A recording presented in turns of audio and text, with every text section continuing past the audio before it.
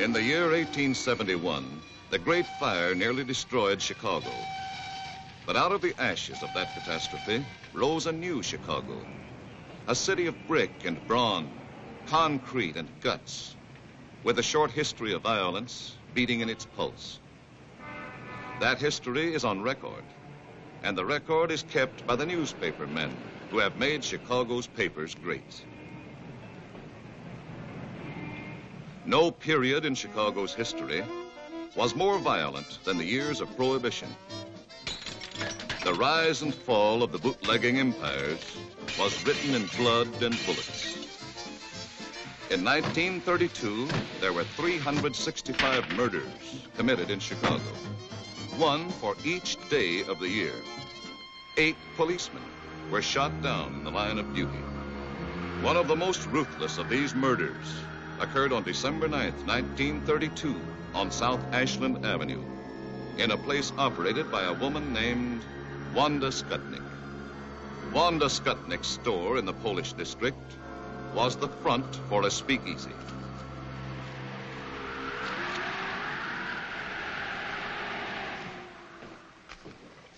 You got change for 20? That's all right. Pay me next time.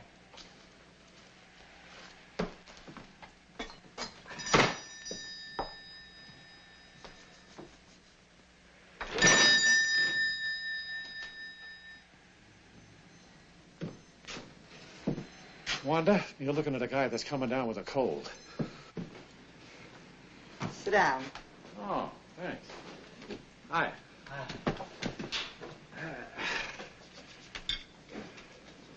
For a cold, this is good. Thanks, Wanda.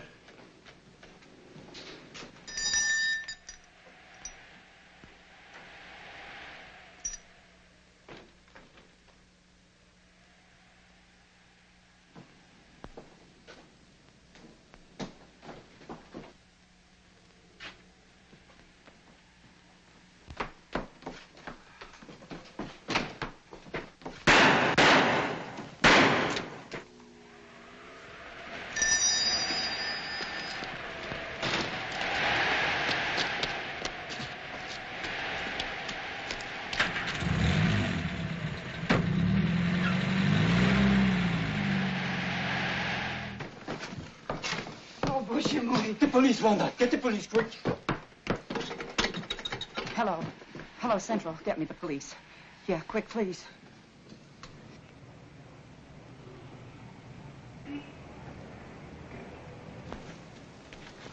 This cornered, frightened bootlegger gave information that pointed suspicion towards a man named Tomek Zaleska. Tomek Zaleska couldn't be found, but 2 weeks later, a tip from another source revealed that Zaleska had spent the night of the murder with his friend, Frank Wiecek. The police closed in on the home of Helen and Frank Wiecek.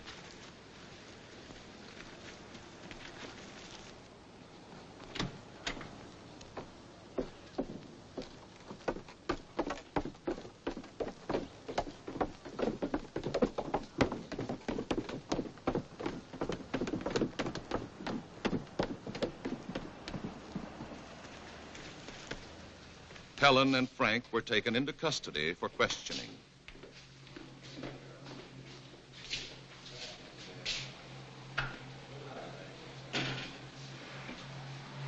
Frank Wiecek admitted that Tomek Zaleska had spent the night of the murder at his home, but insisted he knew nothing about the crime. Why did Tomek want to sleep at your house? Well, he was having trouble with his old man, and he was afraid to go home. When did you last report to your probation officer? Last Friday. You're sure it wasn't Thursday? No, I know it was Friday because that was the day my wife told me she was going to have a baby. You went to the probation officer on Thursday, not Friday. There's your report card. You're confused, son. Try to be a little more accurate. Where were you at 3:30 on December 9th? I was with my wife. I remember because I was helping her shell walnuts for a cake she was making. You were wrong about the day you saw the probation officer. Maybe you're wrong about being at home shelling walnuts for your wife on December 9th. I know I made a mistake about the probation officer, but I know I'm right about the other thing. This statement was signed by your wife an hour ago. My husband was home with me on the 9th of December. I remember this because he was helping me pick dates for a cake. You sure it was walnuts?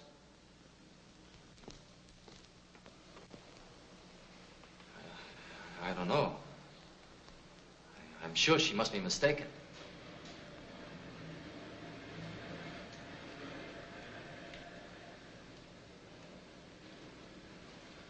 His wife, Helen, was released. But because of Frank's confused testimony on insignificant points and his minor police record, he was held as a suspect.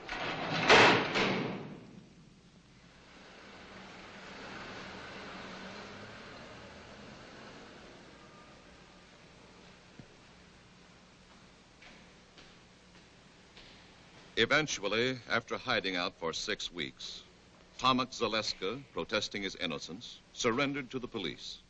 You know we're looking for you. You know we'd pick up your good friends Helen and Frank Wiecek. And why did you give yourself up if you were innocent as you claimed? I was scared. Sometimes I used to hang around Wanda's place. When I heard they were picking up everybody she knew, well, I figured nobody would miss me, so I just beat it. I know now I made a mistake. But I came in on my own hook, didn't I? When you went to Wiecek's house that night, what reason did you give for wanting to sleep there? I didn't give any reason. I used to spend the night there once in a while. You didn't give them any reason?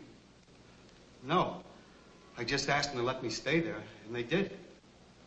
And you're sure you gave them no reason? No. After identification by an eyewitness, Frank Wiecek and Tomek Zaleska were indicted for the murder of Officer Bundy and swiftly brought to trial. I will ask you, Mrs. Skutnik, if you see in this courtroom the 2 men that murdered policeman John Bundy. Yes, sir. Him and him. Had you ever seen either of these men prior to the time of the shooting? Oh, sure. Tomek used to come around my place all the time. The other fella I never saw before. And the first time you saw Frank Wiecek was on the day of the murder? Yes, sir. And the next time you saw him was the day you picked him out of the police lineup? Yes, sir. Thank you, Your Honor. The people rest. Both men received a sentence of 99 years to be served in Stateville Penitentiary. This happened in November 1933. Frank and Tomek went to prison. The case was forgotten for 11 years. Forgotten until October 10th, 1944, when a small advertisement appeared in the classified section of the Chicago Times.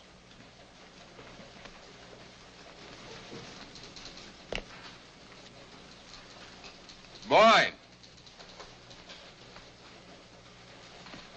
Yes, sir? Give me the file on John W. Bundy, cop killed in 32. All right. And get McNeil. Yes, sir.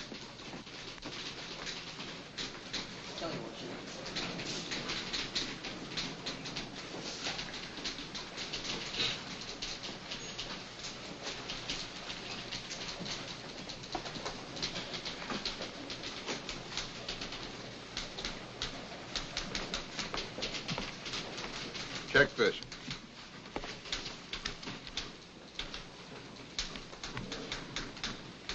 What do you make of it? Well, I want to know why it's worth $5,000 to someone to find out who killed a cop 11 years ago. 1932 was open season for cops. Over on the north side, they were shooting them in pairs like a brace of ducks. This is all I could find on that cop killed in 1932, that Bundy guy, Mr. Kelly.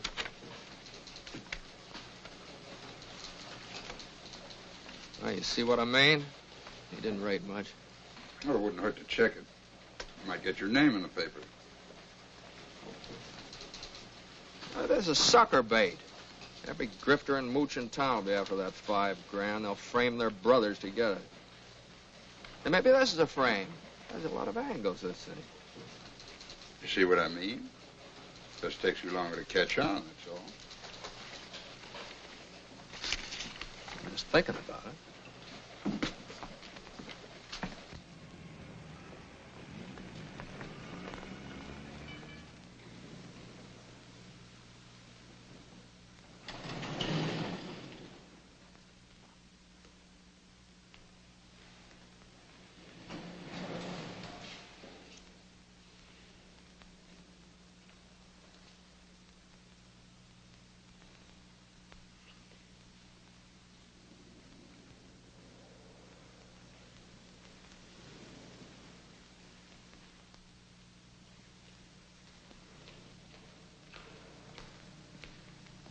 I'm looking for Tilly Weecheck.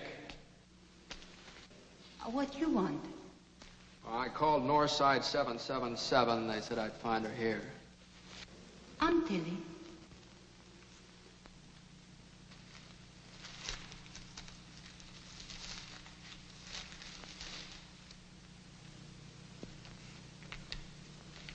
You run this ad? Yes. That's for me. You know something? No. No, I'm a reporter from the Chicago Times.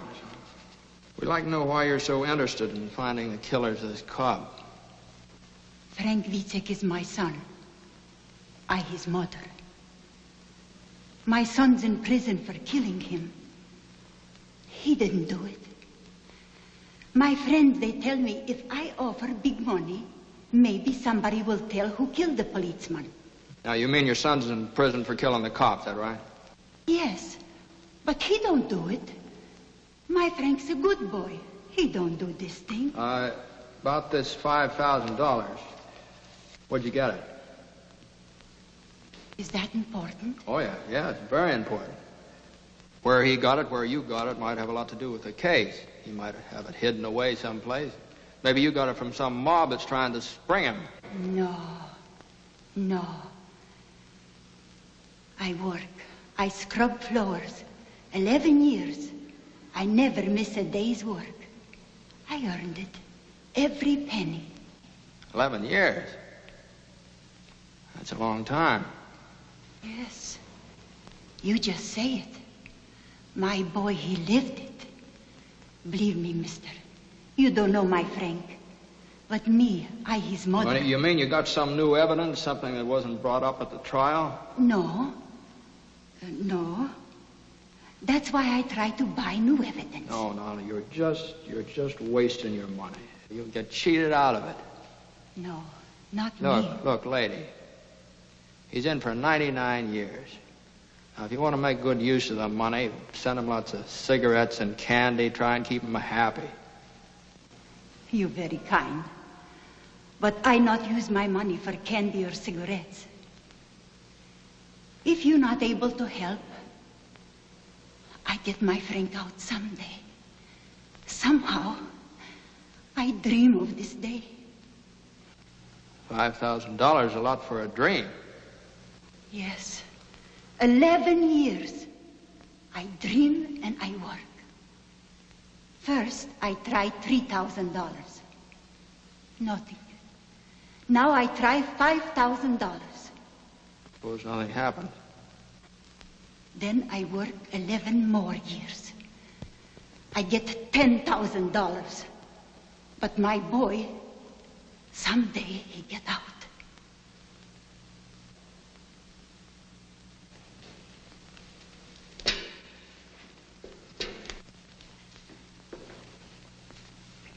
I gotta hand it to you, Mrs. Weecheck. You got a lot of courage.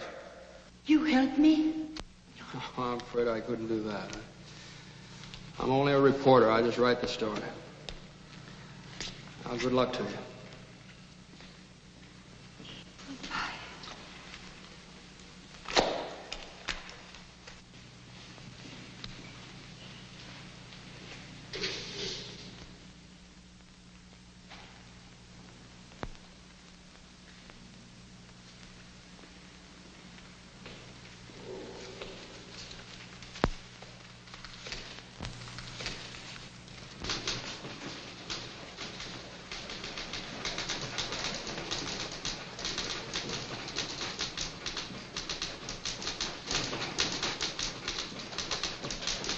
Great job, Mac. Thanks, Charlie.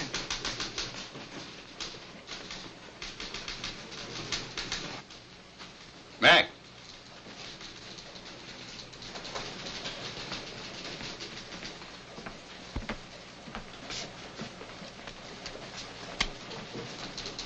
Hey, this story on the scrub woman, pretty good. How'd you like to follow it up by going out to Stateville and interviewing her son? Oh, now, wait a minute. I didn't write the story to glorify the son. He's a cop killer. Well, you got any proof he's a cop killer? Well, they didn't give him 99 years for playing hooky. He had a record. He was on probation when he shot the cop. Yeah, I know. I read the record, too. He's public enemy #1. He and a couple of other kids broke into a grocery store. He got $2 and a record. But in this case, an eyewitness identified him as one of the killers. The Supreme Court reviewed the trial. The conviction was upheld. Well, so what? It wouldn't hurt anything to hear what the guy has to say, would it? Well, why, if you go out there... Well, look, Mac, let's put it this way. Maybe I'm interested for personal reasons. Maybe I'm interested because my mother did the same thing. She scrubbed floors on her hands and knees for more than 11 years. Send me through school. Okay, I'll go out to the pen tomorrow and see him. How about expenses? Here's a voucher. Take it to the cashier.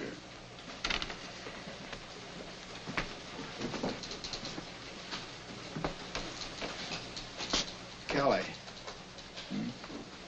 I happen to know that your mother had a small annuity. She never scrubbed a floor in her life. You never got past the 5th grade. But I figure if you pull such a corny gag as this, you must want me to go pretty bad, so I'm going. But I want you to know that you didn't get away with it.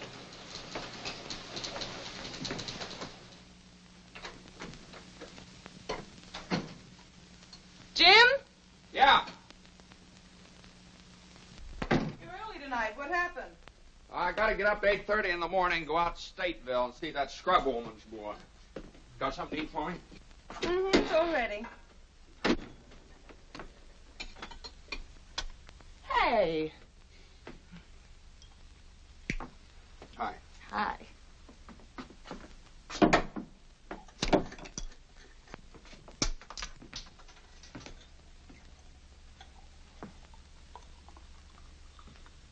Hey, you got a new one, huh? Isn't it a beauty? 500 pieces. Yeah, I can't see how a smart girl like you can spend so much time on these things. Oh, I noticed you worked on the last one. Oh.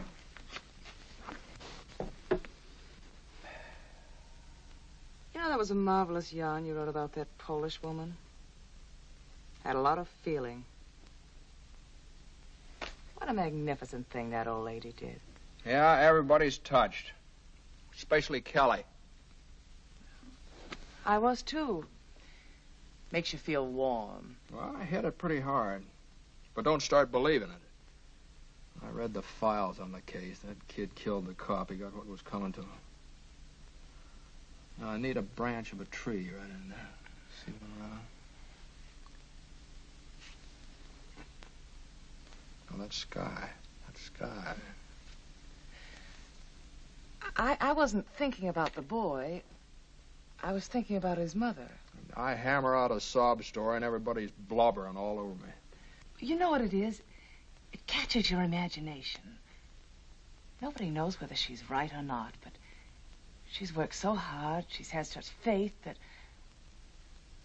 Well, I want her to be right.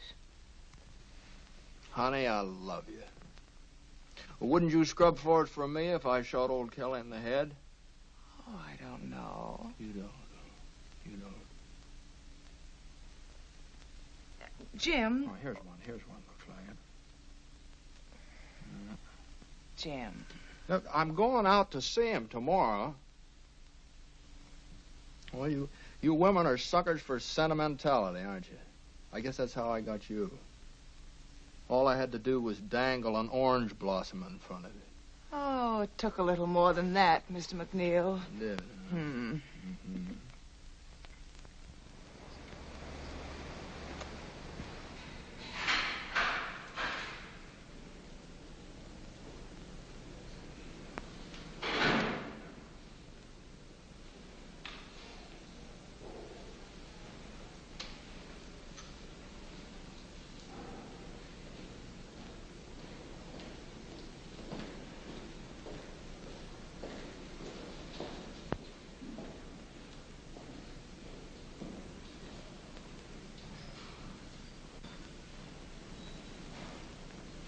What kind of a guy is he, Warden?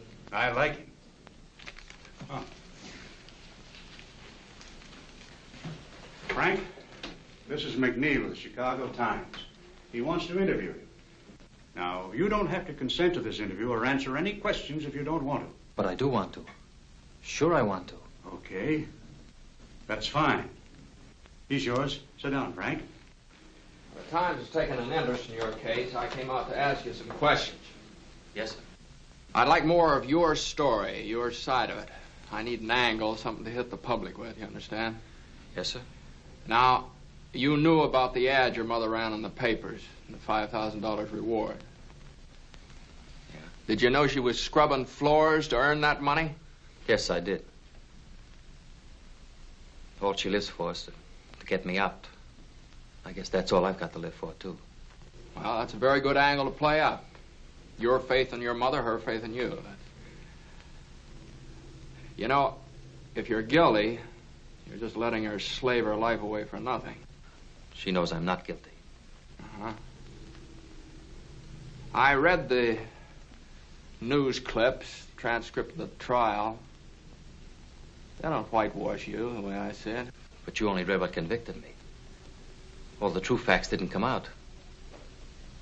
Even Judge Moulton said I was innocent. The judge that gave you 99 years? Well, the jury said we were guilty. He had to.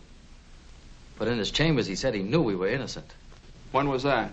Well, after he sentenced us. Oh, after? Well, maybe we better duck that. What else? My lawyer was a drunk. He wouldn't even let me take the stand. He was afraid I'd get the chair. Oh, go on. When they question you hour after hour, you're bound to get mixed up on a lot of little things the way I did. That's another good angle. Railroaded, huh? And they took me from one police station to another. Every few hours. Taking me around the horn, they call it. So my lawyer couldn't get me out. And this one, the Skutnik. The first 2 times she saw me, she said I wasn't the man. And all of a sudden, she said I was. Finger woman.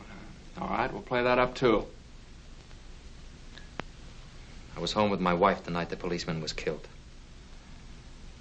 Does your wife visit you regularly? My wife, yeah. We're divorced. Well, we better duck that angle, too. You duck so many things. You don't believe me, do you? Listen, I talked to your mother. She's a very fine old woman. She believes you. I need proof. I got no proof. Yeah, I know. All right, now, what we'll do with this thing is this. We'll play up this mother angle and the finger woman, and maybe a little police and political corruption, too. I didn't say that. Well, what difference does that make? It's a good angle. Probably true, anyway. You see, you don't want a wishy-washy story. This thing's got to have sock, mass appeal. It's the only way we'll be able to help you.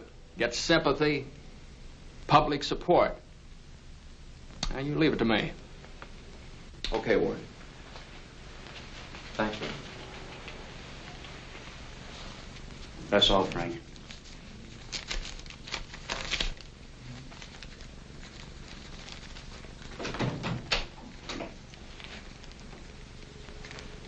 Are there any guilty men out here? Not if you hear them tell it. Sure make a hard pitch, don't they? 99 years is a long time. Maybe he'd been better off if he got the chair.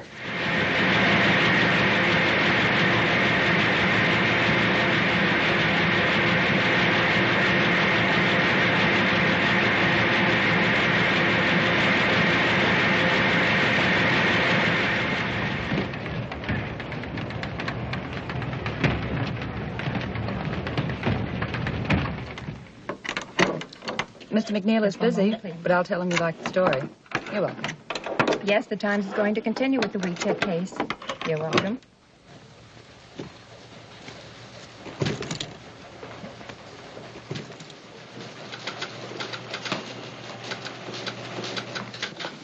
Yeah. Yes. Well, thank you very much for calling. That's right, lady. I guess the Times is going to follow up the case. Yeah. Goodbye.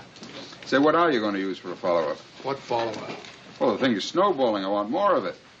Well, you want to give me a raise, or do I just get the $5,000 from WeCheck's mother? Look, Mac, my job's to print the news that's fit to print. Did it ever occur to you that we might be selling this dead cop short? Maybe he had a mother that scrubbed floors, too.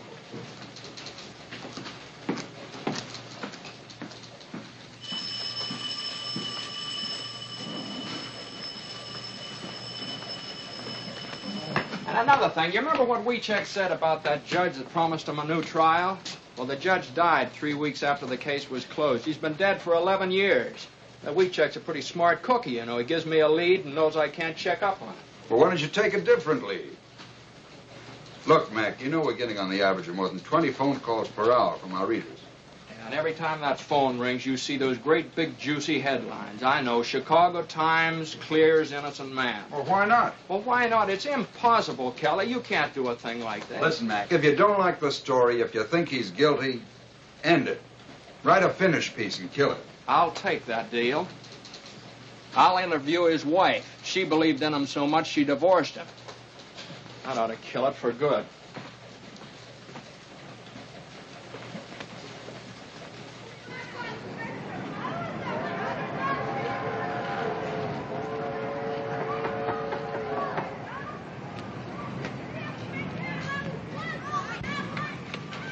I'm looking for Helen Reiska. Yes? I'm McNeil of the Times. I'm doing a series on the Wiechek case. Oh, yes, I read them. Please come in. This way, please. Oh, excuse me. Just a minute. I got your address from your former mother-in-law, Tilly Wiechek. I haven't seen her since the divorce. I guess she doesn't feel very kindly towards me. Will you sit down, please? Do you think there's a chance that Frank will get free? Do you want him to? Sure, I want him to. Would you be waiting for him? No. No, I wouldn't. I'm married again. Oh. But I'd be glad for Frank, because he's a fine man. And because he's innocent. He was at home with me when the policeman was killed. Yeah, I know. You were baking a cake. You loved him. Then, I mean. I did. Very much. But the lonely nights were too much for you. You couldn't go on that way. No. Is that it? No, that's what Tilly might think. I loved him. I would have stuck to him. But Frank wanted me to get the divorce. Did he pick out your new husband for you, too? It's the truth. Did you contribute to the reward money, or did Tilly earn all that by herself? Oh, I couldn't help. I haven't anything. My husband, Mr. Reiska, takes care of me and my boy. Frank's boy. I can't ask more than that. He is a good man. And he loves me, and he loves the boy. We're lucky. Yeah, you seem to have got out of it all right. Mr. McNeil, I told you the truth about the divorce. Frank wanted it. Well, it's going to be very hard to make people believe it. Frank's wife says he's innocent and shows her faith by divorcing him, you know. But that's just the way it was. I went up to see him that day, wanting to make him keep up hope, wanting to cheer him up. He looked depressed, the way you do when you're terribly worried.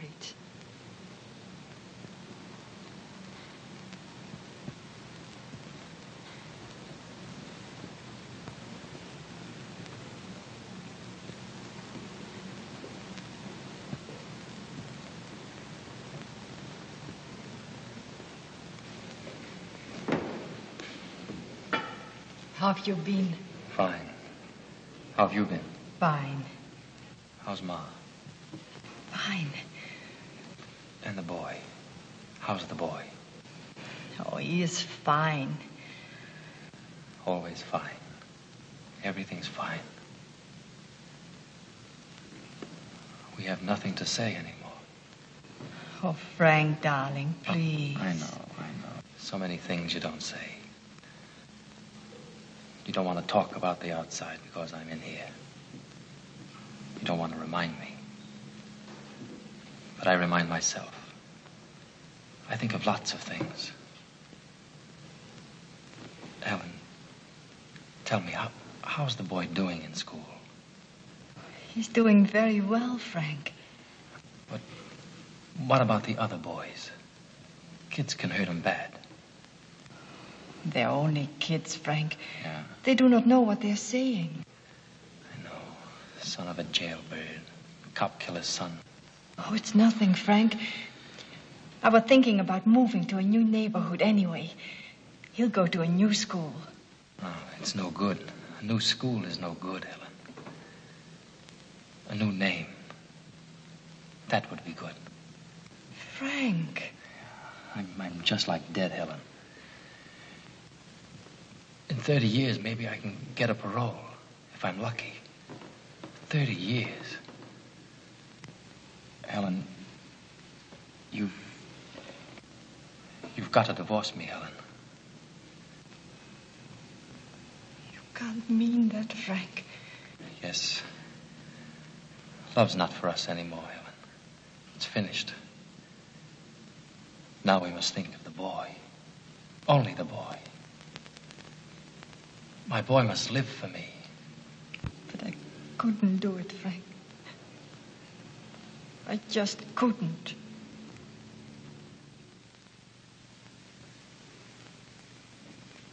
And for over a year, I wouldn't do it, Mr. McNeil.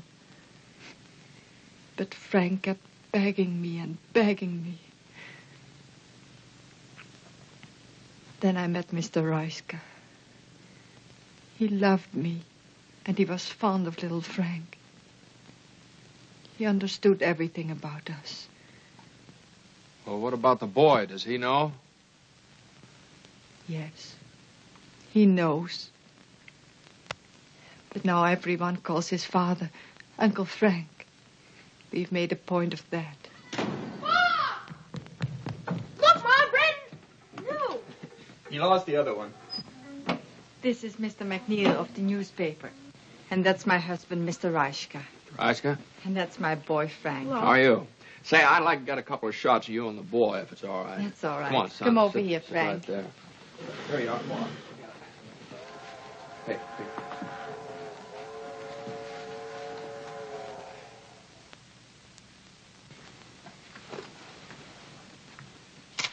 Mr. Reiska, you mind if I ask you a couple questions? Certainly not. Were you in Chicago in December 1932? Yes, why? Did you know Helen then? What do you mean, asking such a question? Any objections to answering? No objections. He's got to ask everything, dear. I know that. I didn't meet Helen until after she was divorced. This can be proved by our friends. I see. You understand I have to ask a lot of questions. Sorry. What's he asking all the questions for anyway? What's the big idea? Well, it's about your Uncle Frank. He's not my uncle. He's my father. Well, thank you, folks. Goodbye.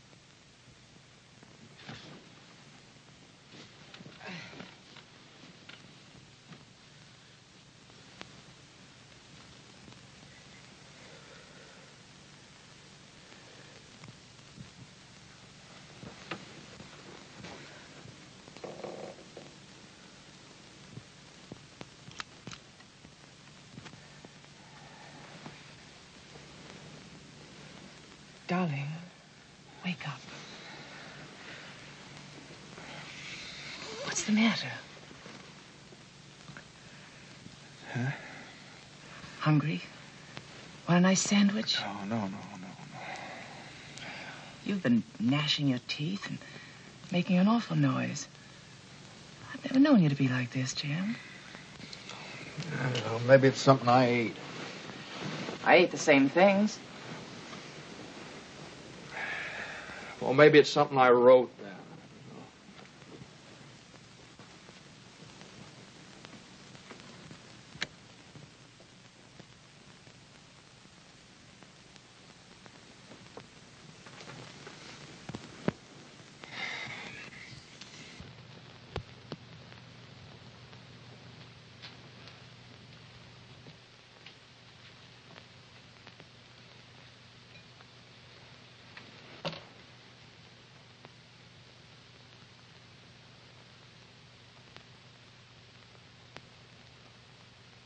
You look nice.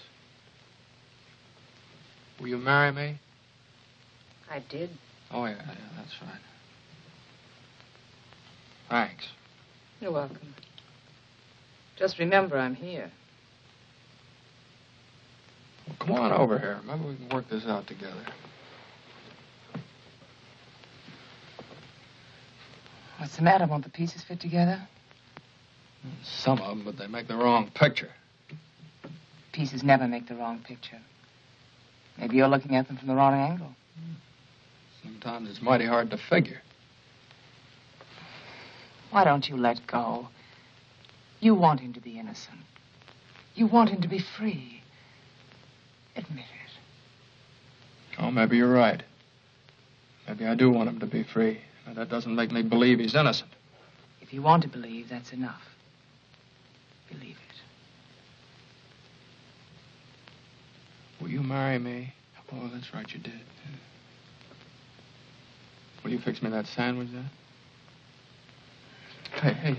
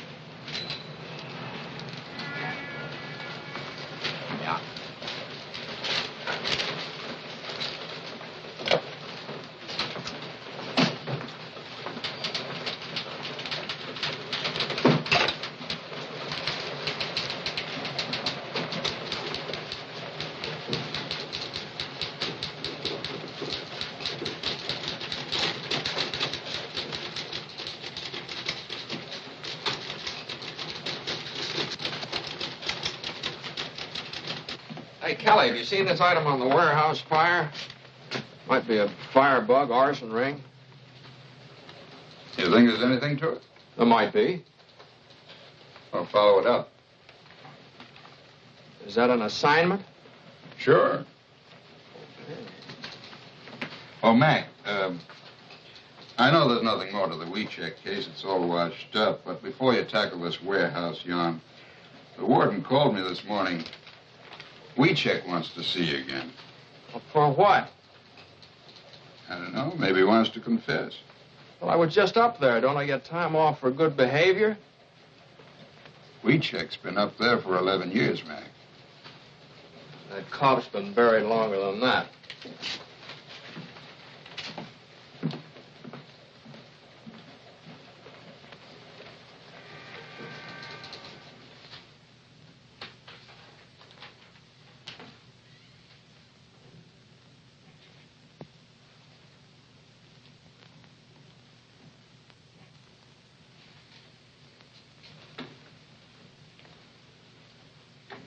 Hello, WeCheck.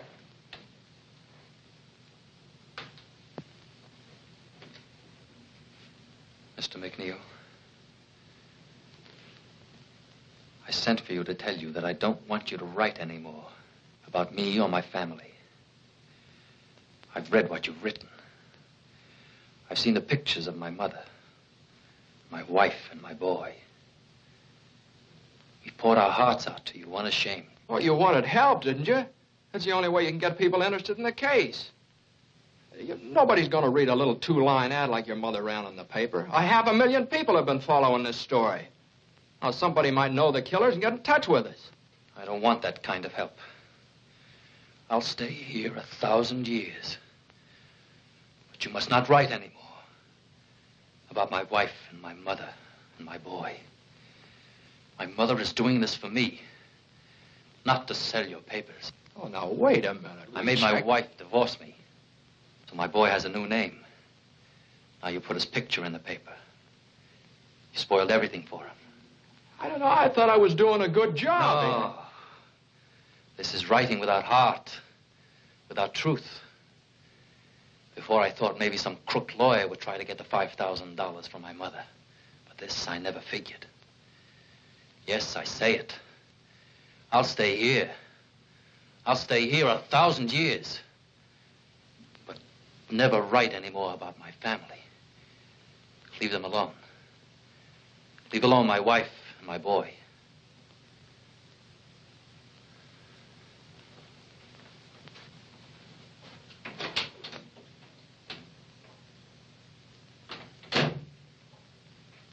What do you make of that?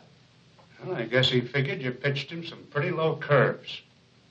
It was a story. I wrote what I saw.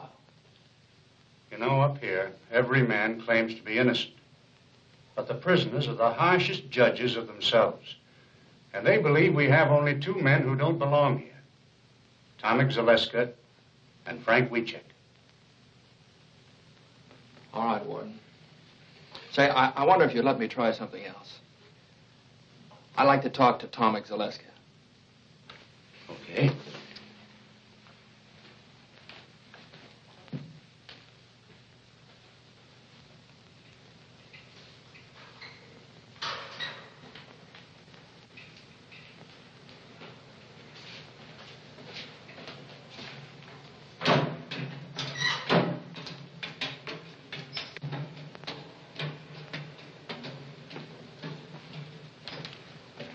I'd like to talk to Zaleska.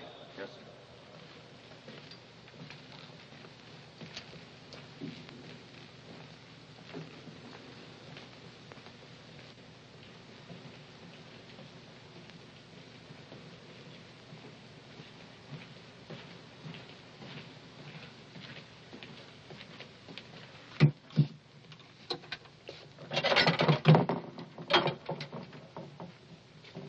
Tomek, this is McNeil of the Times. He'd like to talk to you. Yes? Warden, would it be stretching the rules too much if I talked to him alone? No. No, go right ahead. Thank you. Are you familiar with the work the Times is doing for Wiecek? Yes, sir. Now, look, Tomek, we want to clear up this Bundy case one way or the other. We don't think Frank was in it with you. Now, if you confess and name the man that was really with you that night, the Times will do everything in its power to get you a parole for turning state's evidence. The chances are you'll be out of this place in a few years. What have you got to lose? You're in for a life now. Come on, tell us the truth.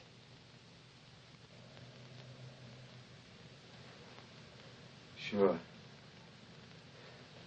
I could say I did it. Then maybe have a chance of getting out like you say. But if I confessed, who would I name as my partner? Joe Dokes?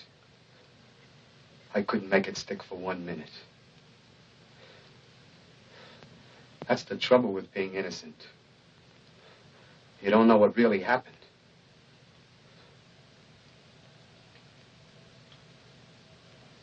I didn't do it.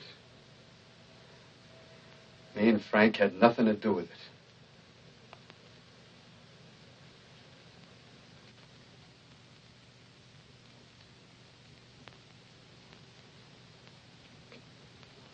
Okay, Tomek.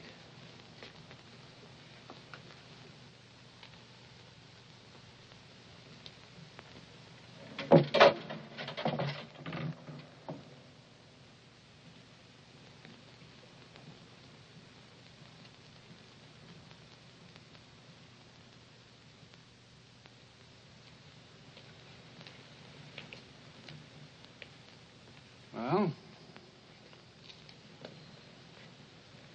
You must run a nice jail. This guy doesn't want to get out either. Well, I'm going to get this out of my system if I never write another line. Warden, do you think Weechek could talk to me again? Yeah, I imagine he would. I'll take you over to the hospital. He works there.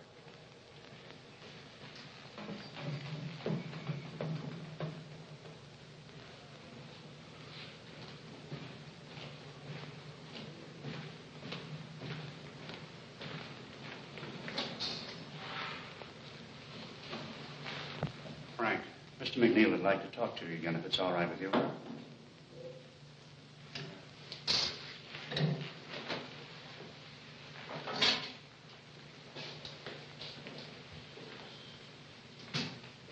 Look, Frank, I've decided to go on with this case. I'll slant the story your way.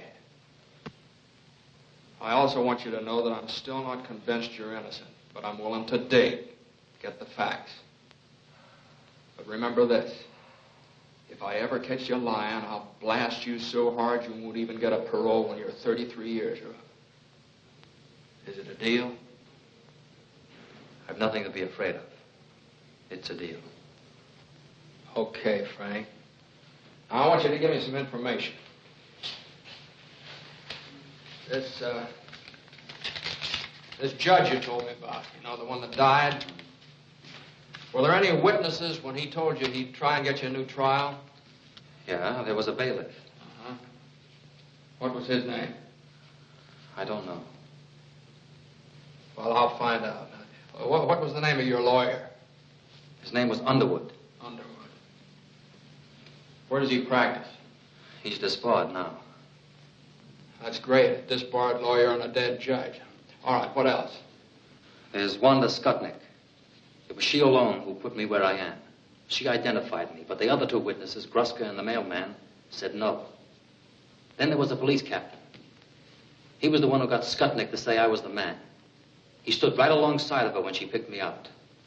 She was afraid of him. What was his name? I never found out. He wasn't at the trial. Well, where can I find the Skutnik dame? I don't know. That's nice material. It's all I got, but it's the truth. Would you be willing to take a lie detector test? Mr. McNeil, for 11 years, I've been waiting for a chance to get at that box. You know what you're up against? If it turns out bad, you're cooked. If it turns out good, it's only Leonard Keeler's professional opinion. Doesn't count legally. I'll take the test. Okay, I'll fix it up for you.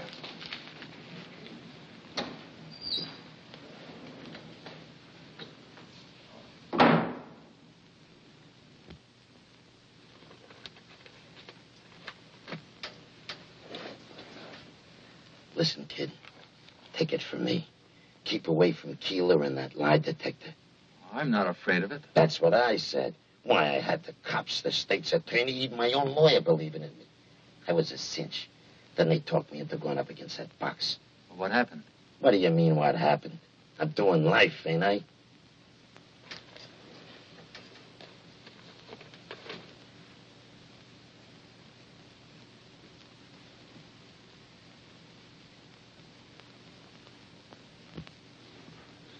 Well, the only thing the machine is for is to record the emotional reactions of an individual.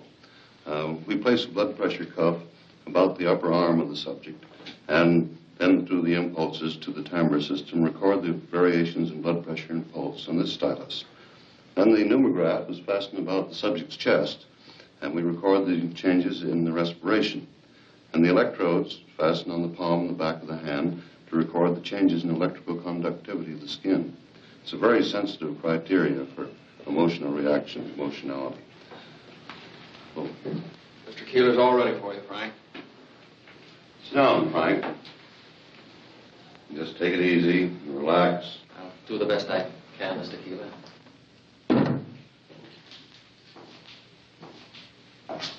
Come, Mac.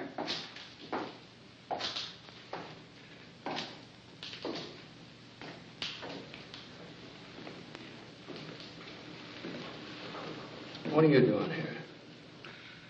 I was driving out to Decatur to see my brother and thought I'd stop by. I'd never seen a lie test before. Decatur's out the other way. Yeah, well, I took the detour, the long way around. Yeah.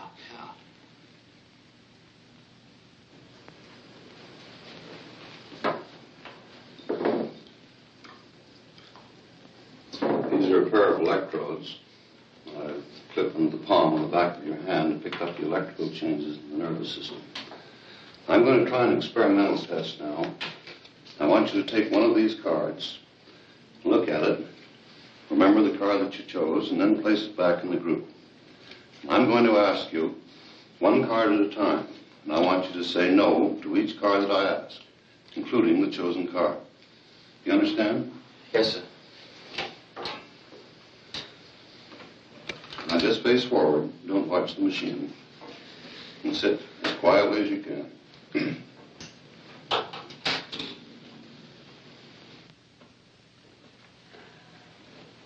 Hey, what's he doing that for? Oh, he's forcing him to lie so it'll show on the graph.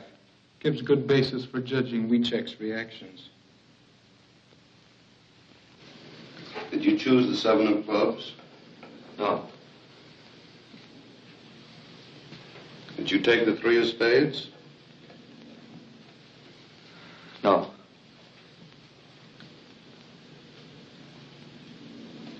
Did you take the Queen of Hearts? No.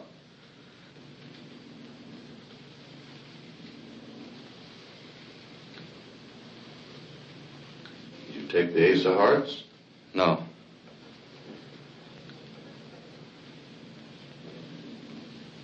Did you take the 5 of Diamonds? No.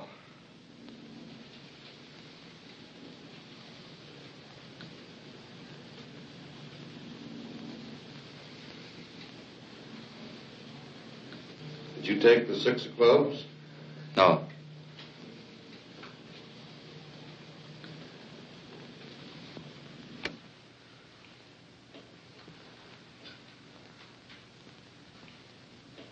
You took the 5 of Diamonds, Frank. Did you? Yes, sir. Now I have a prepared list of questions I'll ask you. I want you to answer all of these questions now by yes or no. And if you have anything to explain, do that after I ask you all the questions. Just turn around and face forward. Sit as quiet as you can all the way through the test.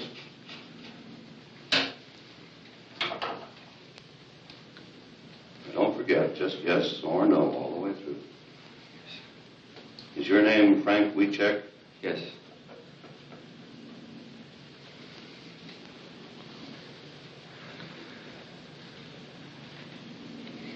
Did you have breakfast this morning? Yes.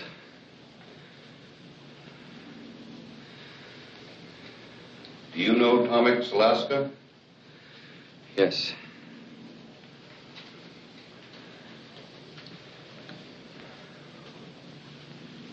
You're 6 feet tall, aren't you? 5'9". Just a minute now. Just yes or no, all the way through. I'm sorry, sir. And sit quiet. Yes.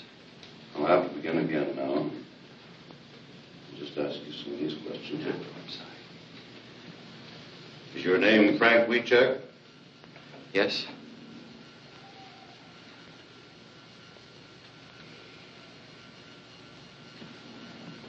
Were you in Wanda Skutnik's store on December 9th? No.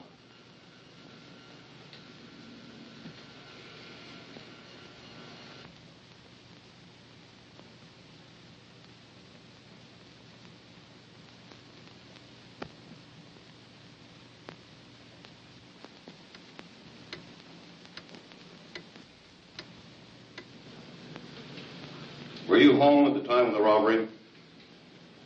Yes.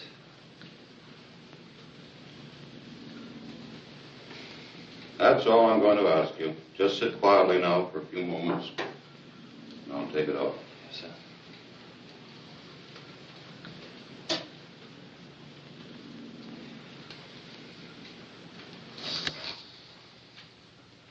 Now we're all through, Frank.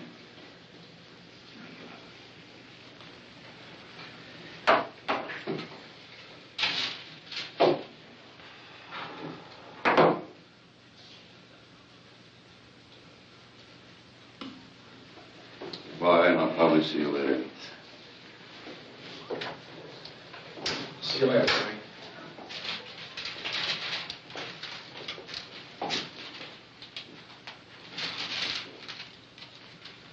What's the verdict? Well, there's the record.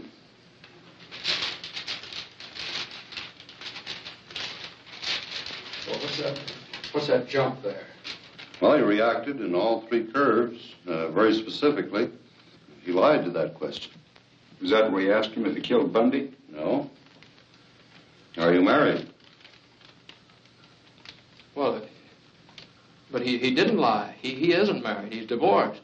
Yes, but he's a Catholic, and he still thinks he's married, and he feels within himself that he's married. And so he reacted in deception. But do you think he lied about anything else? Well, we run so many records today, 4 or 5 of them. I'd like to take a little time to go over them and compare one record with another and the reactions. And, well, I'll call you later on this afternoon and let you know.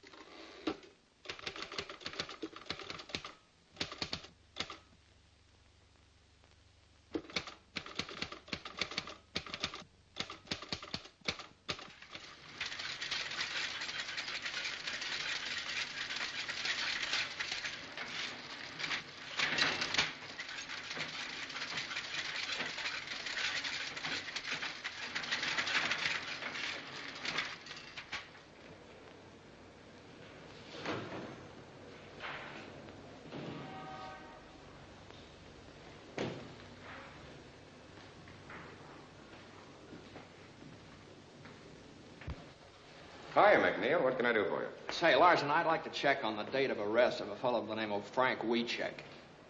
You mean the cop killer? Oh, I'm just trying to do a job. I'm afraid I can't help you, McNeil. Our arrest books for 1932 are in the warehouse. They're not available. What do you want me to do, go to the commissioner? You know where you can go as far as I'm concerned.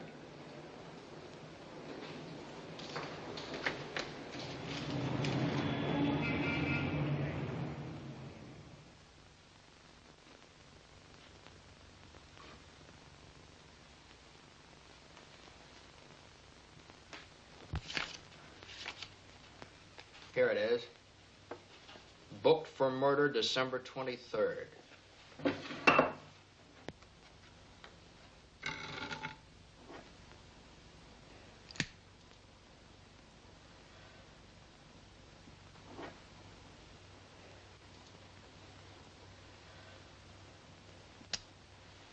Does that make you happy? One of the things I was looking for. He was booked on the 23rd.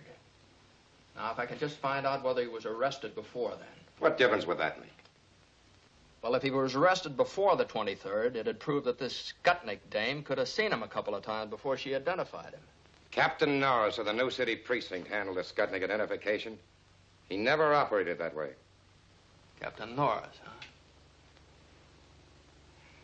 Say, let me see the arrest books for December 1932, will you?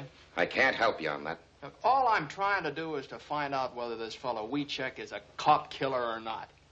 You know, back during Prohibition, the police department got pretty tough when a cop got killed. Now you're talking like the guy in the street. Always thinks we're running around with rubber hoses beating up innocent people. Look, you seem to think the cops framed Wiechek. You're the one that's doing the framing. You're framing the best police department in the country. Bundy was a good cop and a good man. Why don't you write about his wife and son? And about the other 357 cops killed in the last 20 years? Oh, back in 1932, they did a lot of... Maybe they did, but they weren't always wrong. How do you know? Were you in the division at the time? No. All I can say is it's awful hard for a man like me to be fair to a cop killer. And supposing he isn't a cop killer?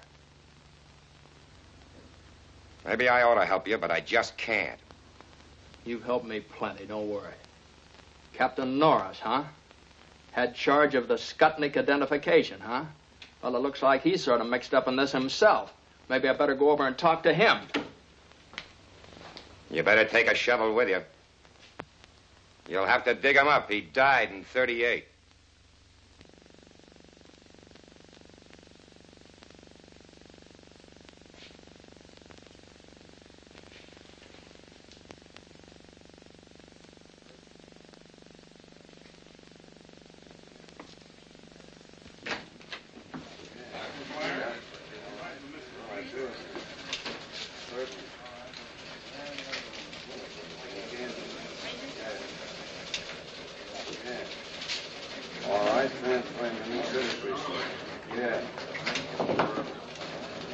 Hi, Mac.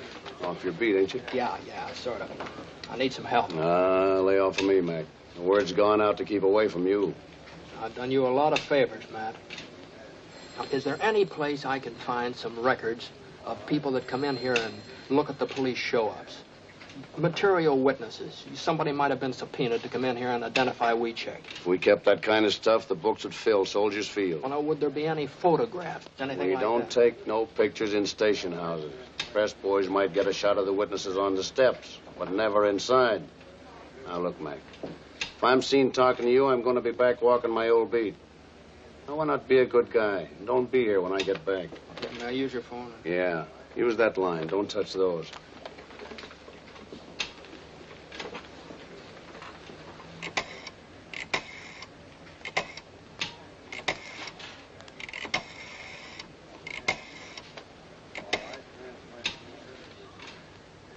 This is McNeil.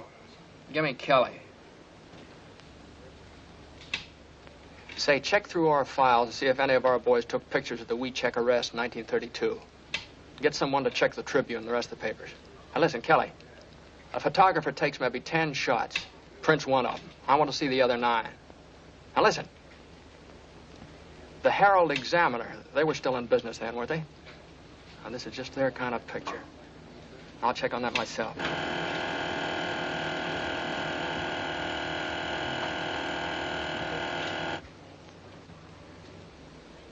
Hey, I just thought of something. See you later.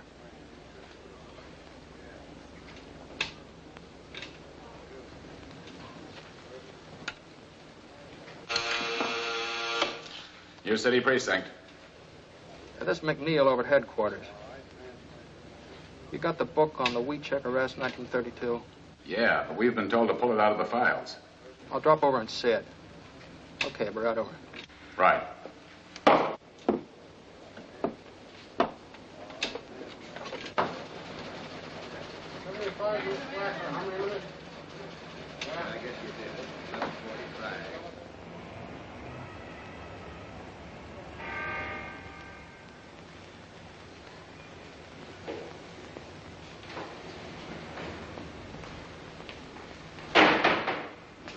Yeah, I'm McNeil. I just phoned you from headquarters.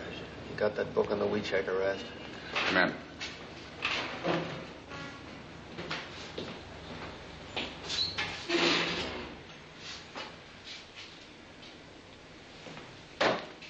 Thank you.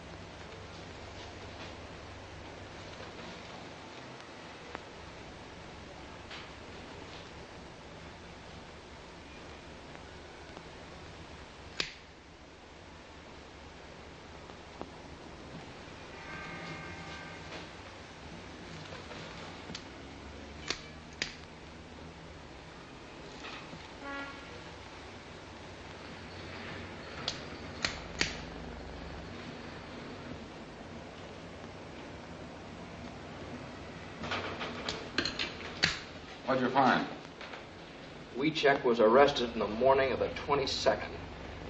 He wasn't booked until the afternoon of the 23rd. Norris took his time, didn't he? What'd you say your name was? McNeil. What division? I'm McNeil of the Chicago Times. This is confidential information. This is public information, and I'm entitled to use it. We've got our orders. You got a beef, you talk to the state's attorney's office. That's a good idea. I think I will. In the meantime, I wouldn't let anything happen to that book if I were you.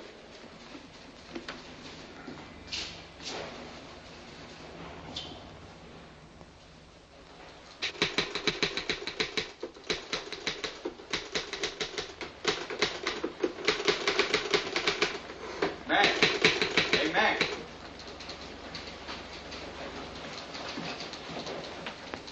Hey, this is hitting him pretty hard, isn't it? I haven't even started on him yet. I think this whole thing stinks.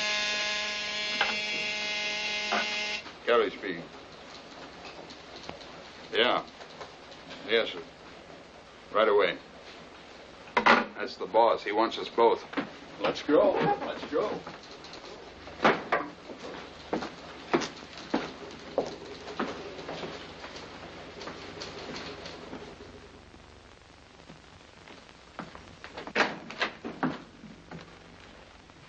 Go right in, Mr. Kelly. Mr. Palmer's waiting.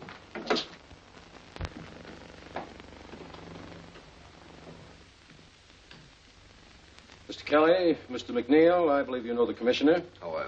Mr. Faxon from the state's attorney's office. And this is Robert Winston representing the governor. How do you do, sir? Of course, you know Mr. Burns.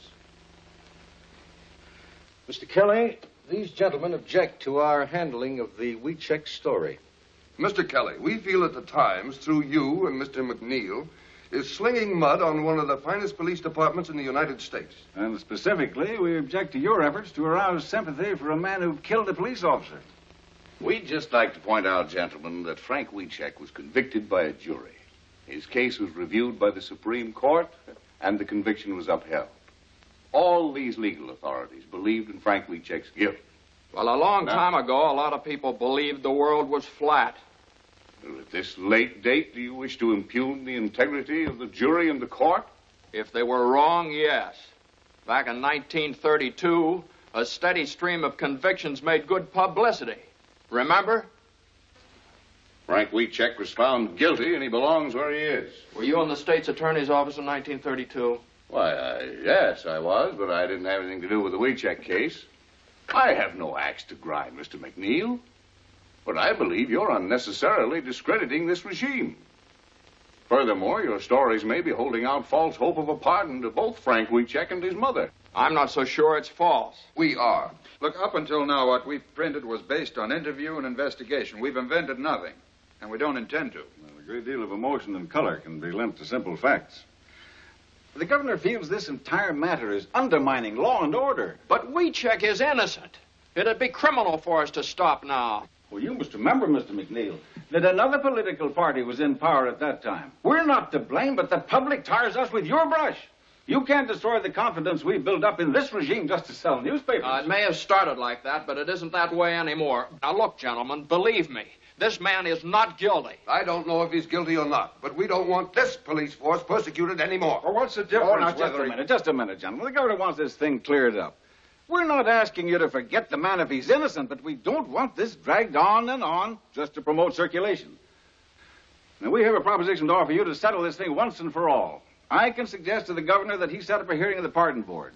If Wiechek is exonerated, he'll get a pardon. But if you can't clear him, you're to drop this matter once and for all. Is that a deal? What do you say, Mac? It's a deal if Mr. Palmer says so.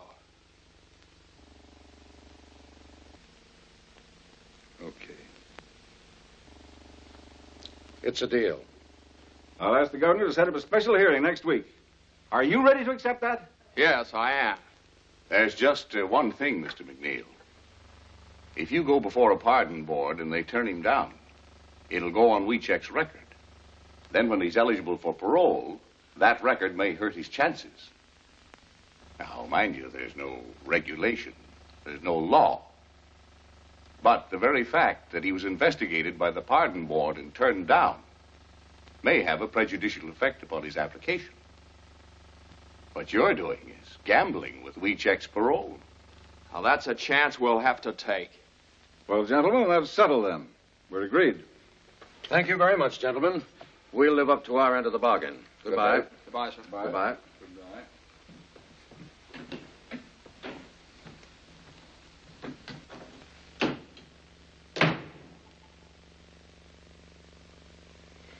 Well, you two seem to be satisfied, but Mr. Burns doesn't seem to be. I'm not. As your attorney, I think you've made a bad deal. While I have read the transcript of this case and am familiar with some of the things Mr. McNeil found, I am not at all certain that we have sufficient evidence to obtain a pardon. But you haven't seen all of the evidence yet, Mr. Burns. What, for instance? Well, in the first place, I've talked to the bailiff of the court. He corroborated Frank's statement that the judge promised him a new trial. Well, what basis did the judge have for making that promise? I don't know. If he made it. He made it, all right. Here's an affidavit from the bailiff. That's not proof. It's inconclusive. All right. Forget about that. I have a lie detector test. And Keeler's sworn statement that the fellow is innocent. Inadmissible. Gruska and Decker, the other two witnesses in the crime, maintain that Wiecek is not the man. And they also testified that this Wanda Skutney couldn't possibly have recognized anybody. But have you found her? What does she say? Gruska and Decker contradict it. But it's inconclusive evidence. Now, what new admissible evidence have you? Well, there's a whole lot of new stuff. The state's attorney's office tried to keep me out of the record books. That's the reason I had that fella faxing up here. And another thing. Why is this Wanda Skutnik dame keeping undercover? A couple of mobsters might have killed that cop and threatened her for not playing ball. Or maybe she's trying to keep in good with the law. I don't know. She ran a speakeasy. Now, look here, McNeil. I'm an attorney. I know what it is to go up before the pardon board. They go on facts. Facts? Okay, I'll give you something better than facts. I'll give you a picture. Take a look at that. Now, Wanda Skutnik testified that she didn't see Wiecek from the time of the murder until the time she identified him on the 23rd of December. Now, Frank maintains that she did see him several times on the 22nd of December when the cops were taking him around from station to station. All right, that bears out Frank's story right there. There's a picture of Frank and Wanda going into one of the stations. Where'd you get this, Mac? I got it out of the files of the old Herald Examiner. Kind of figured they'd go for a picture like that. When was this taken? Well, obviously on the 22nd. Oh, now look here, McNeil. You can't just say that obviously it was taken then. You have to prove it. Well, I have the photograph. When you go before the pardon board, the burden of proof is with you. But the picture After all, it could very well have been taken after she identified him. McNeil, you've done a wonderful job in assembling all this evidence. But the law of the state of Illinois requires only one eyewitness for an identification and conviction. So far, that witness has not altered her statement, and that fact still stands. Mr. Palmer, in view of this, I'm afraid I must recommend that you permit me to get in touch with those gentlemen who were just here and ask for more time, or until I've had an opportunity to go over the case.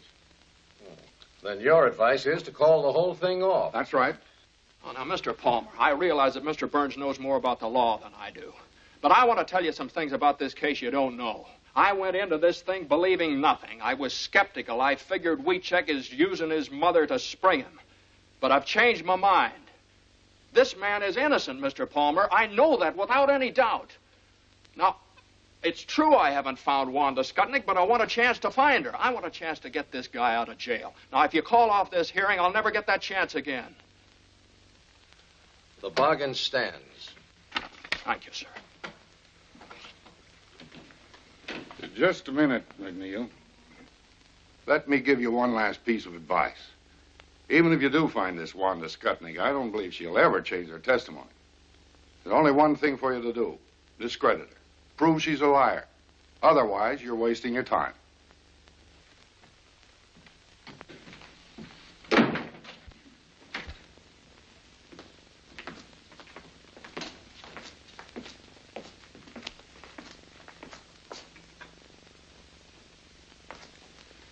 Yeah, that's great. Great speech, Mac. Now you've really got to find Wanda Skutnik. Now, listen, Kelly. I haven't been wasting my time. I know a lot about Wanda Skutnik. Now, she used to run a speakeasy. All right, she's probably still in the liquor business. She's Polish, and she used to run around with a guy that works in the stockyards. So don't let your enthusiasm get you into trouble. Back of the stockyard's a tough neighborhood. Oh, wait a minute. Don't scare me, Kelly. Can you speak Polish? No, I can't speak Polish. But if I have to learn to speak Polish to find her, I'm starting right now.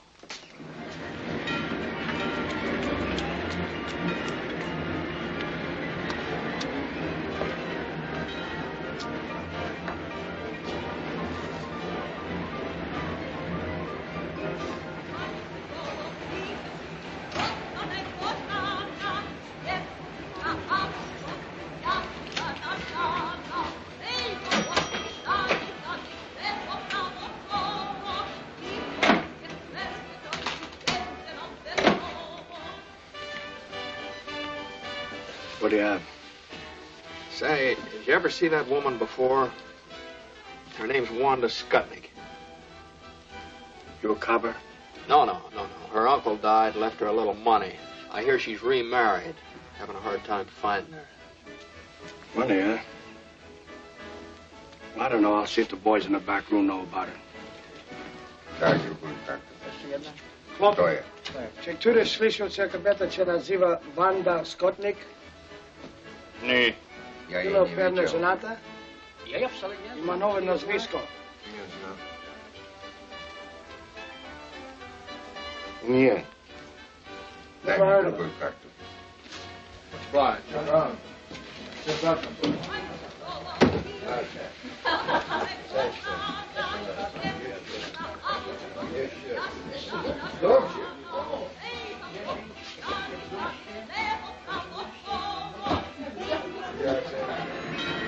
MacNeil divided the district back of the yards into blocks and sections, and for days and nights systematically combed every beer parlor and saloon. Ja panu powiedziałem, że więcej już nie będę pracować. Tak ciężko robił. O, panu opowiadam. That's all for me. Sure. Na zdrowie panu. Na zdrowie.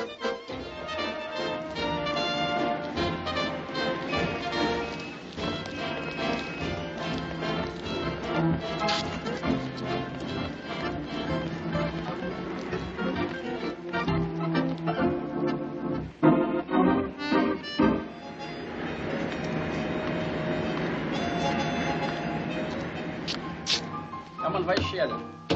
Ile ty masz? Ja wszystko wygrałem.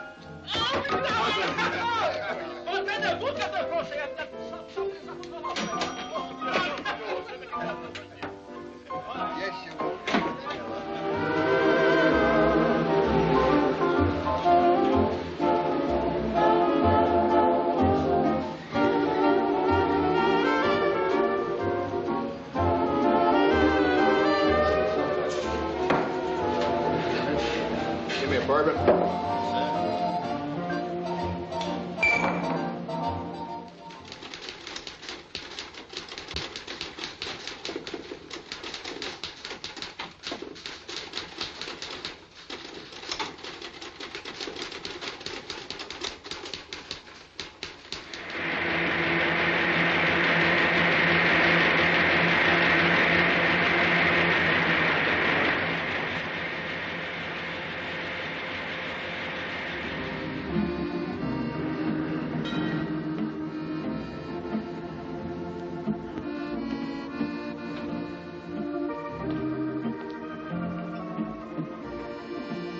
What do you have? Just arrived.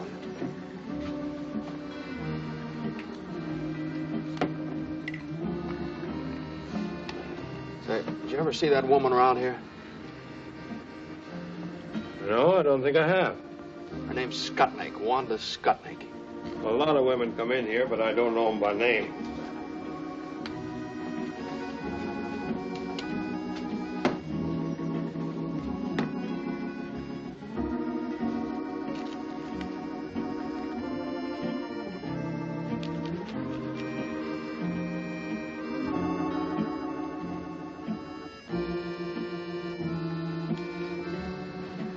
Your name McNeil? Yeah, why? I've been wondering when you'd hit this neighborhood. I've been reading your stories in the paper. About Wanda Skutnik? Yeah. You know her? Used to. Used to be good friends. You know where I could find her now? I might. Where? What's in it for me? What do you want? I owe him $1.75. Okay. Where is she? I ought to have one to talk on. Yeah. Hey, couple of drinks here, huh?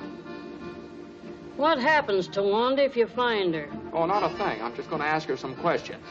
There ain't no warrant out after her, nothing like that. No, nothing like that. Leave the bottle here, too, will you?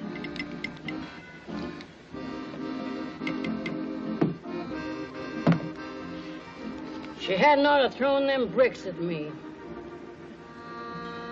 You know Honora Street? Yeah, sure. You go down there. 725. 725. What's her name now? Siskovich. Wanda Siskovich. But don't tell her I said so. She's got a bad temper. I don't want her throwing no more bricks at me. Won't tell her a word. There you are. Thanks.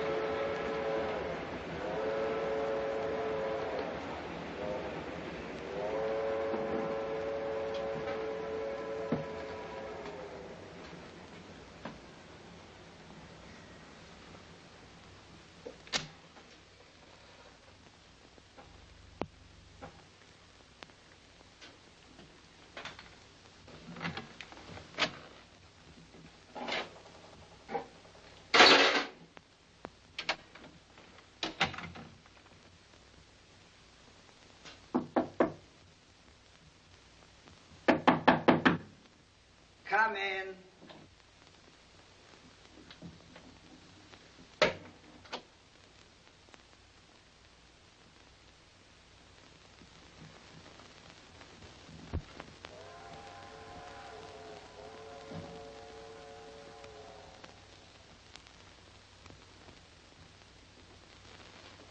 Who are you?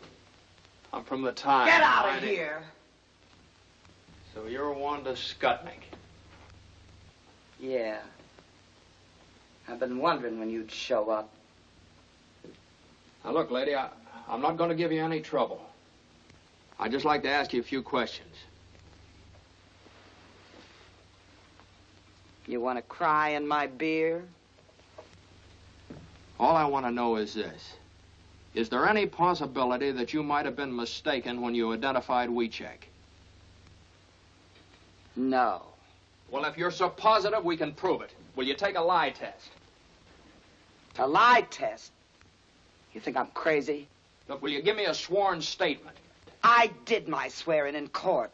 How many times did you see Frank before you identified him? Never. You didn't see him before the police show up? No. Only when he killed the cop. Look, I said all I got to say. That's all there is, see? What do you mean that's all there is? There's a lot more than that. This kid's been up in the pen for 11 years. Now, look.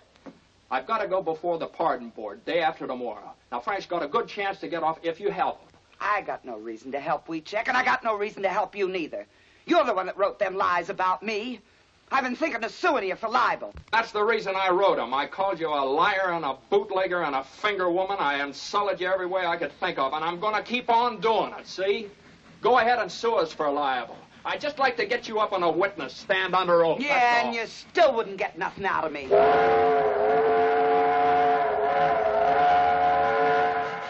Why you bother? Put that down. You want to go to jail? Now you get out of here. Now listen, maybe there's something you didn't think of. There's a $5,000 reward, you know. $5,000? And what's more, you don't have to do anything about it. Just tell me enough to clear things up, get Wiechek out, and you get the $5,000. So what do I gotta do? Just tell the truth. Who got you to identify him? Who are you afraid of? Nobody, nothing, nobody. I ain't afraid of nobody and ain't got nothing to say. Wanda, it's $5,000. Shut up! Now you get out of here. You ain't gonna get nowhere. I identified him. I told the truth. It's him. I ain't never gonna change my mind. It's him. Now get out of here. Boris!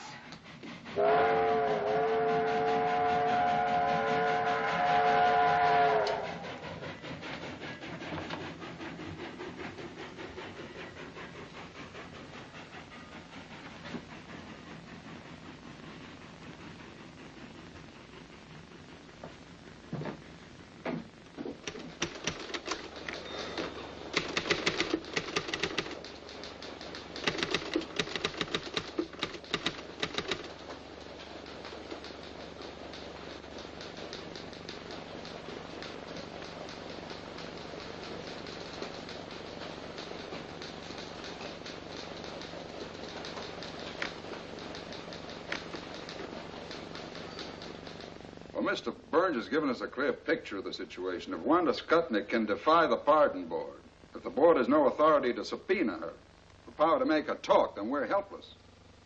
What do we do now?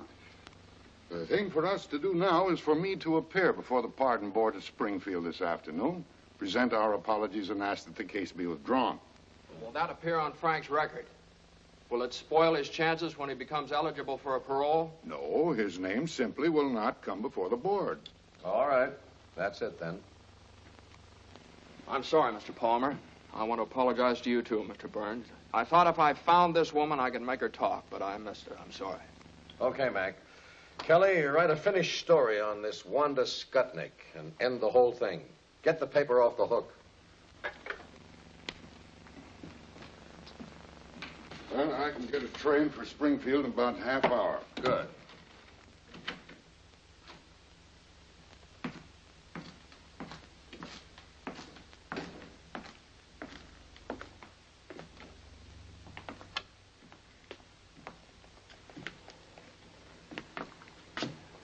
Big day for the Weechecks.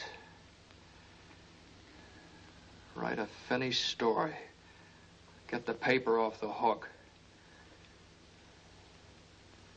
How do you end it?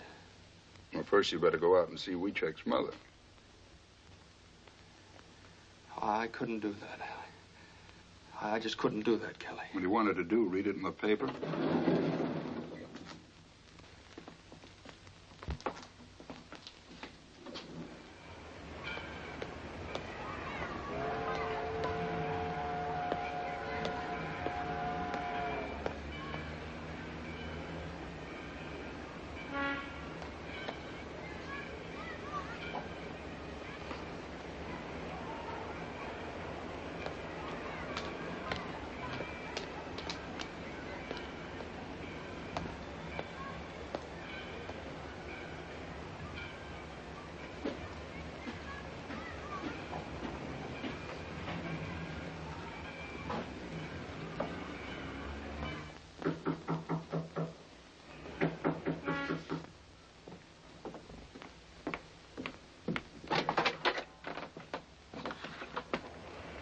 Mr. McNeil, come in.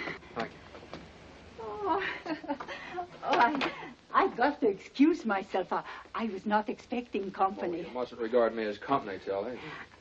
I was baking a pie for Frank. Please sit down. I'll get you some coffee.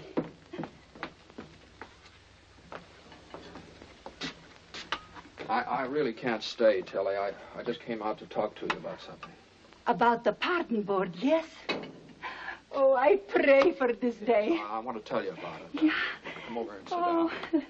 And now it has come. It is here.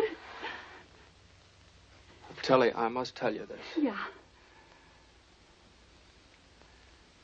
We're going to call off the hearings. We don't have a chance in the world of getting Frank his pardon. No chance. No. But you work so hard. You do everything. Everything I could. You got lawyers. It tell pardon board. We have the best. But don't you see, Tilly, if we go before the pardon board now, it'll just be hurting Frank's chances for a parole later on. We can't get a thing out of Wanda Skutnik, and without her, we have nothing. I saw her at the trial. She will never tell. Like a rock. She will never tell. But she knows. Yes, she's afraid. She will not talk, never. And without her, we have no evidence. Evidence? They got no evidence when they sent my Frank to prison for 99 years. I got no evidence when I scrub floors every night. Go without supper. Walk to work so I save a nickel for Frank.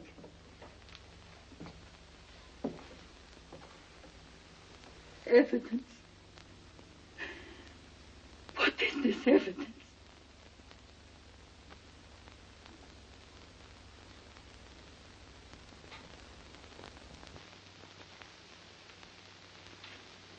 I can't tell you how sorry I am, Tilly.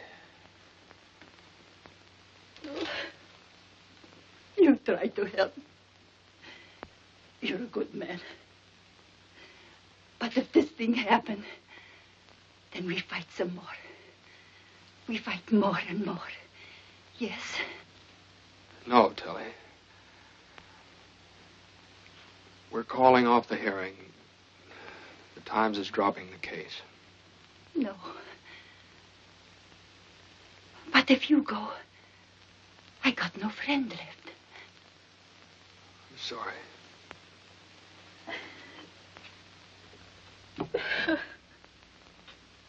No friends left. No friends no more.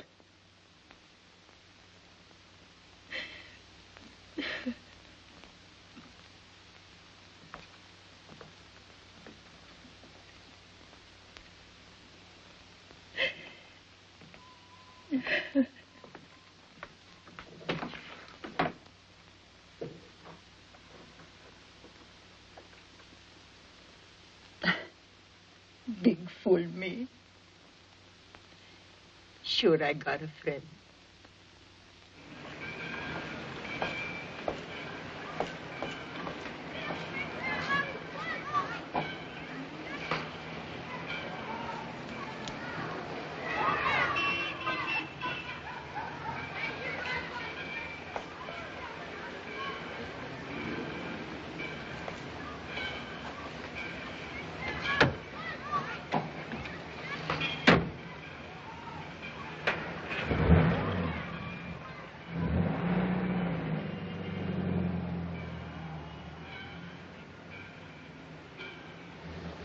Where to? Out of the Chicago Times. Well, the fellow's writing those stories, ain't you? Seen the paper?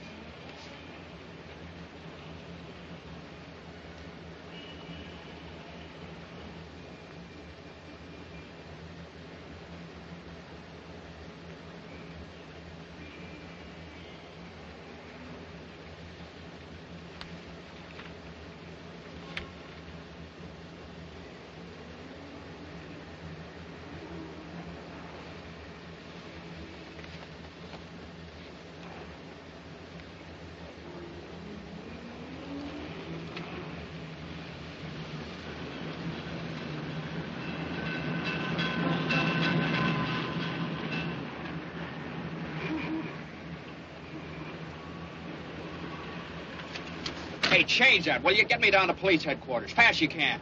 Right away. McNeil of the Chicago Times.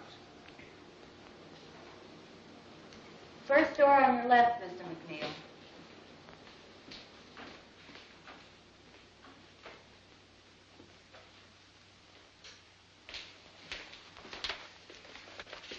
Say, did you make the enlargement of the photograph of this forged check here? Yes, why? I got a picture here. I just wondered, could you blow that section of the picture up right there? Sure. Would all the details come out on it? Well, that depends. You got the negative? No, that's all I got right there. Well, then I'd have to make a dupe. How long would that take? Oh, a couple of hours. What do you think? Could you get started on it right away? Yes. But you're McNeil at the Times, aren't you? Been working on that wheat check case. That's right, I'm McNeil. At first I thought this guy was guilty. But now I don't know. You take a look at it. Hey, could I use your phone? Sure, right over there.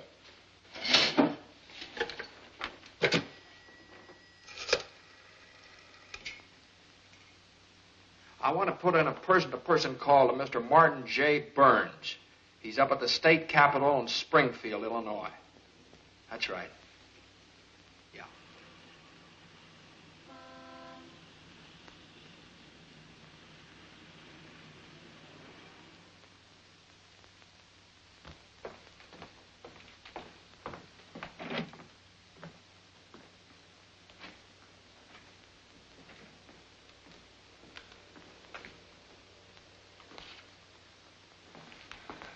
Sorry, gentlemen. The pardon board is in special session. The case of Frank Wieczek.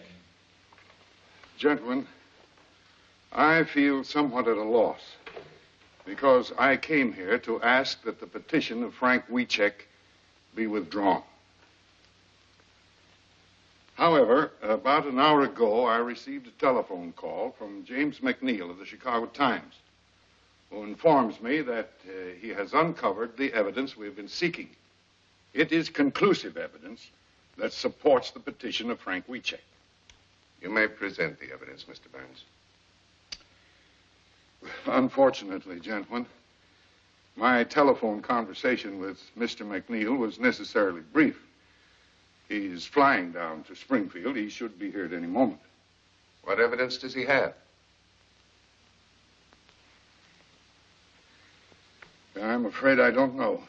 Mr. Chair. Mr. Faxon. I object. The state's attorney's office has the right to demand orthodox conduct of this hearing. If you have conclusive evidence, present it. Otherwise, we ask that the petition be denied here and now.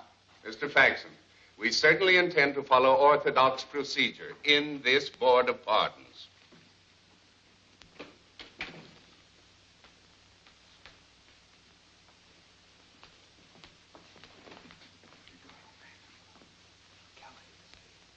Kelly's sending it over the AP wire. Have you got anything at all? Don't have a thing. We just have to stall them. Let me talk to them. All right. Mr. Chairman, gentlemen, I'd like to ask your permission to have Mr. McNeil of the Chicago Times address the board. Granted. Thank you, Mr. Chairman. Gentlemen, I'd like to apologize for being late, but it was just impossible for me to get here sooner. I don't know how much Mr. Burns has told you. Strictly from a reporter's point of view, understand. I've assembled what I feel is a very solid case.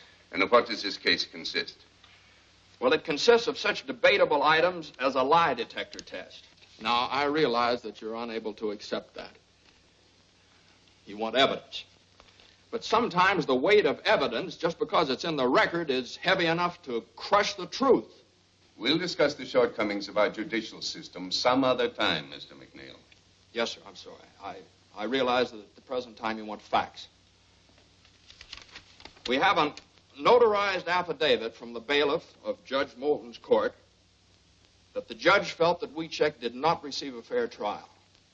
We have those documents before us, Mr. McNeil. They could hardly be called conclusive. Yes, sir. But as you probably know from those documents, Gruska and Decker contradicted Wanda Skutnik's testimony, and those affidavits bear them out. The board is aware of that, too, Mr. McNeil. But Wanda Skutnik has not altered her testimony, has she? Wanda Skutnik lied from beginning to end. She lied about everything. You know, it's a very funny thing about the statue of justice up there. She has a sword in her hand. It's a double-edged sword. Cuts both ways. It keeps cutting the ground out from under everything in favor of Frank Wieczek, But the other side of it, that isn't so sharp. It doesn't cut the ground out from under Wanda Skutnik, and she's the only one responsible for Wiechek's conviction. Now, I have a police record here that proves that Wiechek was arrested on the 22nd of December. I have another one here that proves he wasn't booked until the 23rd of December, 1 day later. Okay. Wanda Skutnik testified that she didn't see him from the time of the murder until the time she identified him in the police lineup. Here's a photograph of Frank Wiechek and Wanda Skutnik together going into a police station. Now, take a look at that, gentlemen. That's new, and that's the basis of my conclusive evidence. The two photostats of the police records merely indicate that some time elapsed between Wiechek's arrest and the time he was booked. As a reporter, you know very well that this is a common occurrence at police stations. Yes, sir, but what about that photograph? It must be perfectly obvious to you, Mr. McNeil, that we have no way of knowing when this picture was taken. Was it on the 22nd or the 23rd? Or was it during or after the trial? Yes, sir, I know. Now, gentlemen, that's what delayed me. Now, if I do prove that that photograph was taken on the 22nd of December, 1 day before Wanda Skutnik identified Frank Wiechek in the police lineup, how about that? What then? In that event, Mr. McNeil, we might be obliged to render a favorable decision. But can you prove it? Yes, sir, I think I can. I just need a little time. Time? Do you mean to say, Mr. McNeil, that you still have no corroborating evidence? No, I'm not sure. The police laboratory down in Chicago is enlarging this section of the photograph. Now, if the enlarging process... Yes, I know, but how long will this take? As soon as the enlargement is developed, they're going to send it over the wire photo system from the Chicago Times to the Illinois State Journal, which is just a few blocks down here. Now, all I ask, gentlemen, is that you go down there and see that thing with me. I object. The methods of publicity previously used in behalf of the plaintiff indicate that this may rightly be regarded as an attempt to make journalistic capital of this hearing. Now, I am authorized by the state's attorney's office to state categorically that in the opinion of our office, the facts set forth in Wiechek's behalf do not indicate that he was a victim of a miscarriage of justice. We're here to protect the interests of the people of this state, not to sell newspapers. Mr. Chairman. Gentlemen, the governor ordered this hearing for the purpose of arriving at the truth. If you fail to consider every item of evidence, no matter how improperly presented, you have defeated the very purpose of this hearing. What is your decision, Mr. Chairman? Gentlemen, we'll go. Are you clear to Springfield? Yes, sir. The wire's open. Well, hold it open. I'll have the picture in a minute.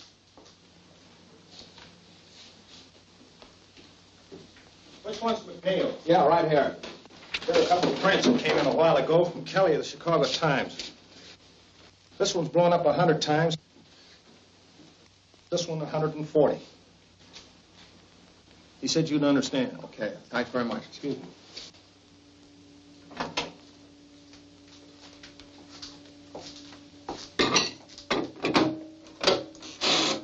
Ask them if they're ready. Springfield, are you ready for this picture? We're ready.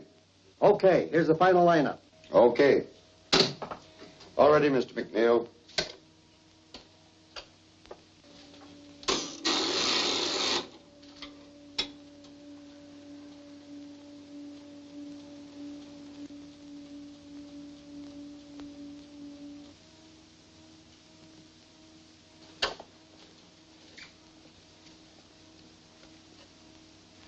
Gentlemen, let me explain to you what's happening here. As you remember, this is the picture I showed you before, and this is the area we're working on right here, the newsboard. All right, now this print is that area enlarged 100 times. And this print is that same area enlarged 140 times. Now, the picture coming in now is this area right in here, blown up as big as possible. Well, what do you expect to find in the enlargement? The date on the newspaper held in the newsboy's hand. Is that possible? Frankly, I don't know, sir. It depends on a whole lot of things. condition of the dupe negative, the density of the print. I've been doing a little praying, too.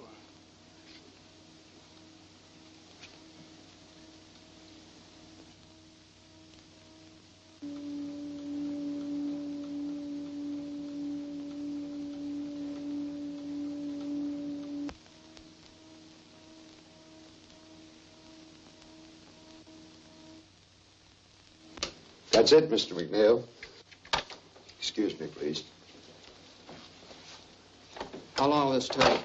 Oh, it's a positive print. Shouldn't take long. You can come along with me if you want. This way, Colonel.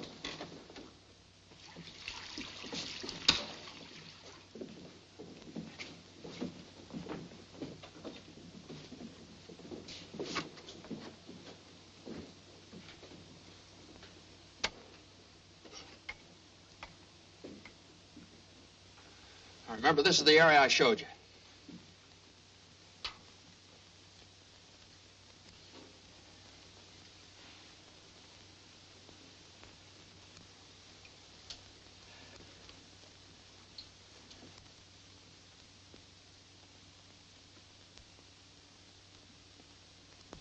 There, it's beginning to come through. Now, what's the date? What's the date?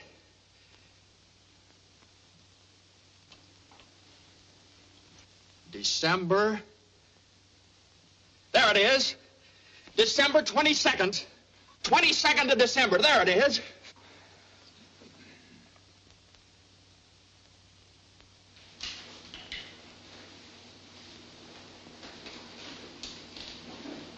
Goodbye, boy. Good luck, Frank. Thank you.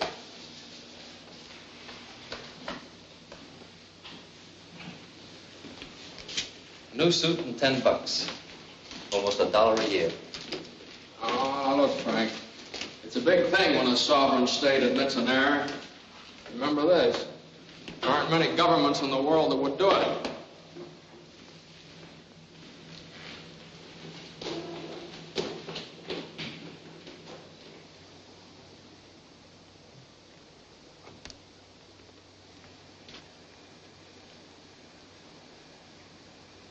That's my daddy!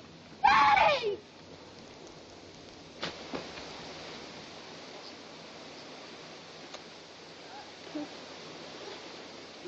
Franuś! Franuś!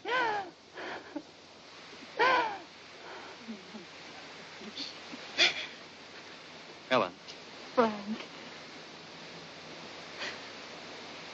Frank, this is... Yeah, I know. I want to thank you for everything you've done for Helen and the boy. And I want you to know you can have the boy with you whenever you want him, and for as long as you like. Thanks. It's a good world outside. Yes, it's a good world outside. And Frank Wieczek is free.